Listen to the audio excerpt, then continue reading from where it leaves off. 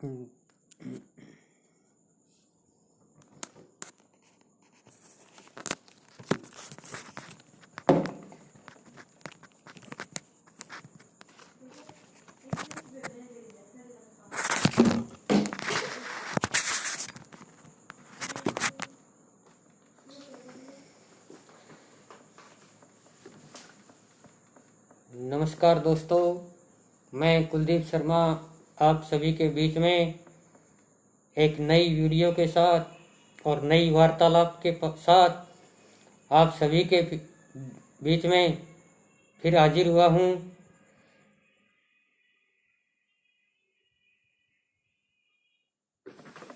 दोस्तों, मैं एक आपसे बात करना चाहूँगा।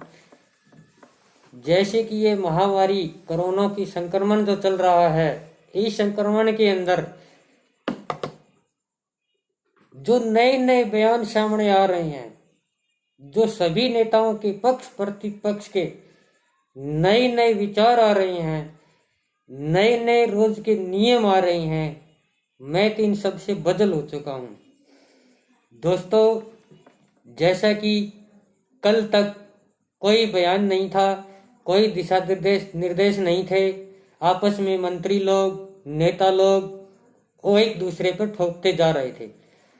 दोस्तों, जैसा कि कल शाम को 8 बजे के बाद तीसरे चरण का निर्णय लिया गया कि सुबह 7 बजे से शाम 7 बजे तक सभी दुकानें खोल दी जाएगी। ऑरेंज जोन और ग्रीन जोन, रेड जोन तो जैसे था वैसे ही लोग है ही।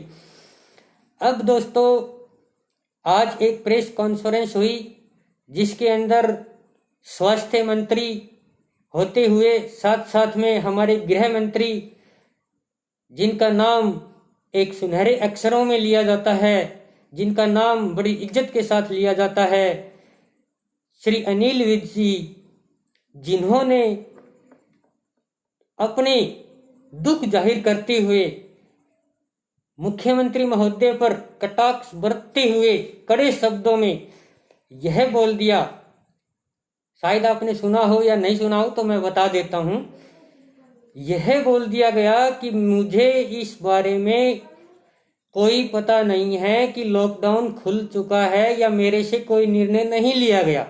अगर यह निर्णय मेरी तरफ से लिया जाता तो मैं इसमें कतई सहमत नहीं होता, क्योंकि अनिल विज जी स्वास्थ्य मंत्री के साथ साथ गृह मंत्री भी है।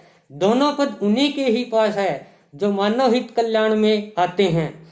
दोस्तों, उनका कहना जायज है, क्योंकि अगर किसी व्यक्ति का स्वास्थ्य खराब हो जाता है तो भी अनिल विज जी पर ही आते हैं, और अगर किसी व्यक्ति पर सामाजिक तत्व कोई दबाव डालता है, कोई नेतागण दबाव डालते हैं, तो भी वह गृह मंत्री हैं, उन्हीं पे ही आता है। दोस्तों, नेता लोगों में इसी तरह के तन बन चली हुई है, पर कोई भी इस बात का निष्कर्ष नहीं निकाल पा रहा है। हमें दुख जाहिर हो रहा है। दोस्तों, क्यों हो रहा है? वो इसलिए हो रहा है कि अब हम स्वस्थ की तरफ जा रहे थे। आज अंबाला में अनिल विज जी का जो गढ़ है उसके अंदर 26 केस संक्रमित पाए गए हैं। दोस्तों, बड़े दुख की बात है, आज हरियाणा के अंदर 70+ संक्रमित नए केस आ चुके हैं, जो कि एक संकट की घड़ी है। दोस्तों, अगर यह इसी तरह से संक्रमित चलता रहा तो आने वाला समय हमारे लिए बहुत ही दुखदायी रहेगा।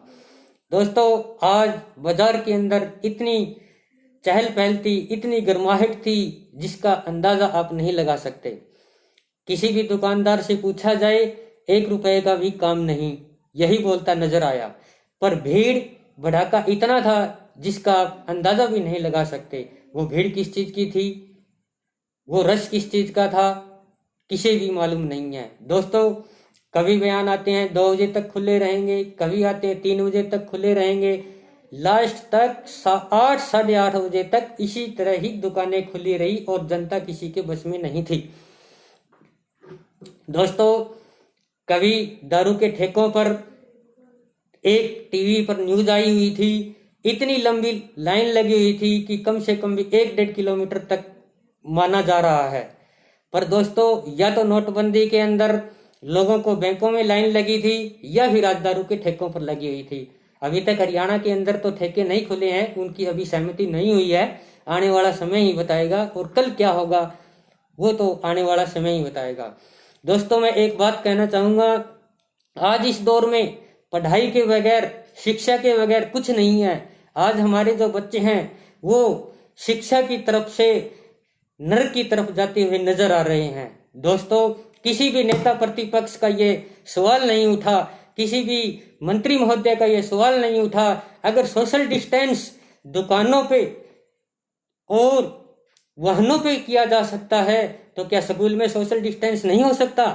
दोस्तों, अगर सरकार चाहे तो स्कूल खुलवा सकती है। अगर बच्चों का भविष्य चाहे सरकार तो स्कूलों को खुलवाया जा सकता है, उनमें भी सोशल डिस्टेंस दिया जा सकता है, ऑर्डिन लाइन चलाई जा सकती है। दोस्तों, अगर एक कक्षा के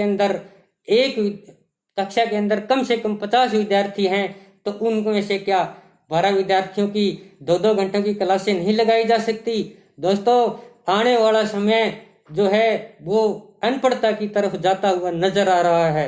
दोस्तों, अगर पढ़ाई के मामले में देखा जाए तो हमारा जो देश है वो बिछड़ता हुआ नजर आ रहा है। मुझे तो इस लॉकडाउन से जो हमने ये पीछे दिन बिताए हैं, कोई भी इसमें फायदा नजर आता हुआ दिखाई नहीं दे रहा है। दोस्तों, आपकी क्या राय है वो तो मैं नहीं जानता, लेकिन आने वाला समय जो है वो शिक्षा स्तर के निचले स्तर पर आपको दिखाई देगा, ये मैं आपको कहना चाहता हूँ। आज तक किसी भी प्रेस मीडिया ने, अखबार ने इस बात को नहीं डाला कि आने वाले बच्चों का भविष्य क्या होगा। आने वाले बच्चों का भविष्य मैं बता रहा हूँ दोस्तों, 0 होगा। आज अगर स्कूलों को खुलवा कर कम से कम 2 घंटे की क्लासें लगा दी जाए, जिस कक्षा के अंदर 50 विद्यार्थी है, 12 बच्चों को भी बुलाकर पढ़ा दिया जाए, उन्हें शिक्षा ग्रहण कर दी जाए, तो क्या बच्चों का भविष्य खराब होने से बच नहीं सकता? दोस्तों, बचाया जा सकता है। फीस के लिए, दुकानों को किराए के लिए, सभी में ये तनाबनी बनी हुई है, लेकिन कोई भी आज इस बात को नहीं उठा रहा है कि हमारे बच्चों का भविष्य क्या होगा उनका, और आने वाला समय क्या करेगा, क्या उन पर बीतेगी, ये तो आने वाला वक्त ही बताएगा। दोस्तों, सरकार ने बोल दिया ऑनलाइन क्लासेज लगाएं, ऑनलाइन पढ़ाई करवाएं, बच्चों को व्हाट्सएप पे पढ़वाएं। दोस्तों, क्या ये मोबाइल जो है वो बच्चों का भविष्य खराब नहीं करेगी?